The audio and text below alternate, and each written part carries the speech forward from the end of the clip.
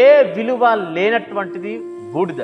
అయితే బైబిల్ అటువంటి బూడిదకు కూడా ఒక ప్రత్యేకమైనటువంటి విలువనిచ్చింది. అందుకే అగ్ని బుధవారం అనలే కానీ భస్మ బుధవారం అన్నారు. లోకం దృష్టిలో ఏదైతే హీనంగా కనబడుతుందో, లోకము దేన్నైతే ఎవరినైతే ఆ విలువ తక్కువ వారిగా చూస్తారో అటువంటి వాటికి, అటువంటి వారికే దేవుడు విలువనిస్తాడు. ఉదాహరణకి గాడిద, అలాంటి గాడిదను కూడా దేవుడు ఏర్పాటు చేసుకొని గాడిదకు స్వరాన్ని ఇచ్చి ఒక దైవజనుణ్ణి కూడా గద్దించే విధంగా గాడిదను దేవుడు వాడుకున్నాడు. ఉదాహరణకి కాకి ద్వారా కూడా దేవుడు దైవజనులని పోషించినట్లుగా మనం చూస్తాం. ఒక చిన్న పురుగు, ఆ పురుగుతో కూడా దేవుడు తన యొక్క చిత్తాన్ని నెరవేర్చుకునే విధంగా నాకు నీడనిచ్చేటువంటి ఆ సొరచొట్టును తొలిచివేయడానికి దేవుడు పురుగును కూడా వాడుకున్నాడు. ఉదాహరణకి చీమలు నలిపితే చచ్చిపోతాయి, తొక్కితే చచ్చిపోతాయి.